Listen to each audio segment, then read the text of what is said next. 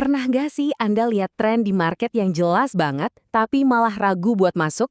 Nah, di sini kita akan bareng-bareng membangun sebuah rencana yang sistematis biar Anda bisa masuk ke dalam sebuah perdagangan tren dengan super percaya diri. Bukan lagi cuma tebak-tebakan. Yuk kita mulai. Gregetan kan rasanya? Anda lihat banget market lagi tren naik atau turun. Tapi selalu aja ada pertanyaan di kepala. Kapan ya waktu yang paling pas buat masuk? Percaya deh, Anda nggak sendirian kok. Ini masalah super umum yang dialami banyak trader. Oke, tujuan kita hari ini adalah buat memberantas masalah itu. Kita akan susun sebuah playbook, semacam buku panduan yang jelas, yang bisa langsung Anda pakai, supaya Anda bisa ikutin tren dengan keyakinan penuh. Nggak ada lagi tuh yang namanya ragu-ragu. Konsep inti pertama yang wajib kita kuasai adalah mencari area potensial untuk beli. Kita sebut aja area ini zona diskon. Dan senjata utama kita buat nemuin zona ini? Tentu saja Fibonacci. Di sini, akurasi itu segalanya. Gini cara gambar Fibonacci yang benar. Kita mulai dari titik A, yaitu ujung sumbu paling-paling rendah sebelum tren naik dimulai. Terus, tarik garisnya lurus sampai ke titik B, yaitu ujung sumbu paling-paling tinggi. Dengan cara ini, kita bisa menangkap seluruh pergerakan harga dengan presisi. Nah, ini dia area yang kita incar. Zona antara level 0.5 dan 0.66 ini sering banget disebut Golden Pocket.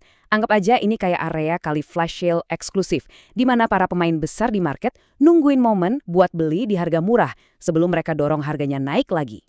Oke, kita udah tahu nih di mana kita harus cari peluangnya. Pertanyaan paling penting berikutnya, kapan waktu yang pas buat pencet tombol buy? Gimana caranya kita bedain mana pantulan yang beneran, mana yang cuma jebakan yang bikin harga malah anjlok? Jawabannya ada di volume. Coba deh kita lihat dua cerita yang beda banget ini. Yang pertama, ini konfirmasi yang kita cari-cari. Harga masuk ke Golden Pocket, terus muncul candle dengan ekor panjang di bawah dan didukung sama volume yang lebih tinggi dari biasanya. Ini sinyal kuat, para big boys lagi belanja. Tapi, hati-hati sama skenario jebakan. Harga terjun bebas dengan candle merah tebal dan volume yang meledak. Wah, ini bukan diskon, ini namanya panik jual. Hindari yang seperti ini. Supaya kita nggak trading pakai emosi dan selalu disiplin, kita butuh sebuah rencana yang formal. Anggap aja ini kayak daftar periksa pilot sebelum terbang. Nggak ada satupun yang boleh kelewat. Nah, ini dia inti dari kedisiplinan kita. Sebelum berani-berani pencet tombol beli, kita cek satu-satu. Trennya valid? Centang. Harga udah di Golden Pocket? Centang. Muncul candle konfirmasi? Centang. Volumenya mendukung? Centang. Dan yang paling penting, rasionya untung ruginya masuk akal? Centang. Kalau ada satu aja yang nggak bisa dicentang, ya udah kita nggak usah trading. Sesimpel itu. Cukup teorinya, sekarang kita lihat gimana semua ini bekerja di dunia nyata. Yuk kita coba terapkan checklist kita tadi ke sebuah studi kasus. Oke, langkah pertama, persiapan. Kita temukan dulu tren naik yang kuat. Terus kita perhatikan harga mulai koreksi atau turun perlahan. Di momen inilah kita bertindak. Kita ambil Fibonacci, kita tarik dari titik paling rendah ke paling tinggi, dan langsung kita tandai zona beli kita di area Golden Pocket. Sekarang bagian paling penting, sabar. Kita tunggu harga masuk ke zona kita. Coba lihat, volume penjualannya saat itu rendah. Ini pertanda bagus, artinya tekanan jualnya lemah. Lalu, boom, muncul candle hijau dengan ekor panjang di bawah dan volumenya tiba-tiba melonjak. Itulah sinyal yang kita tunggu. Kita langsung masuk posisi beli pas candle konfirmasi itu selesai terbentuk. Begitu posisi kita terbuka, hal pertama yang harus dilakukan adalah melindungi modal.